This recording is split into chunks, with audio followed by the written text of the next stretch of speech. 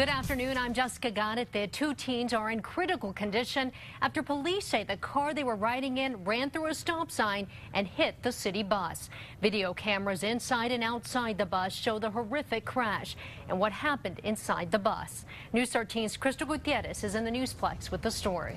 Jessica, neighbors say the intersection at Girard and Garfield where the crash happened is dangerous. And you can see by the video the driver of the city bus had no time to get out of the way. A camera showing out the front of the bus shows it approaching the intersection. Then a car bolts out in front. The bus slams into it, pushing the car through two front yards. It came from the intersection. That's where it happened, and it ended up over here. So it passed this entire house and half of my. The sound of the crash this morning brought neighbors outside. What they saw was a mangled car. Police say the driver of the car is okay, but two passengers, the driver's 14-year-old brother and 15-year-old cousin, are in critical condition.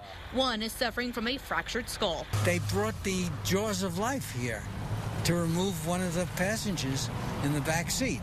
That tells you, it gives you a clue as to how bad it was. This is what neighbors didn't see. Inside the bus, a camera shooting through the windshield shows how hard the bus hit the car. Another camera shows a passenger being thrown into the aisle. And then there's this angle that shows a seatbelted bus driver jolted around during the impact of the crash. A few moments later, the bus driver holds his head in his hands in disbelief. Police say it appears the driver of the car ran a stop sign. Neighbors say construction in the area has forced traffic to flood this intersection, more than doubling the amount of traffic.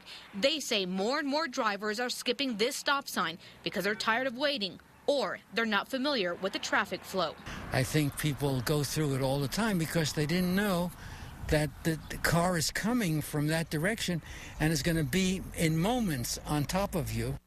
And residents say the construction on Coleman Lead has forced a lot more traffic through their intersection. Police did not cite the driver of the vehicle because of the extent of his injuries. The case will be forwarded to the district attorney to see if there will be any charges. Police say it doesn't look like the driver of the city bus did anything wrong. Back to you.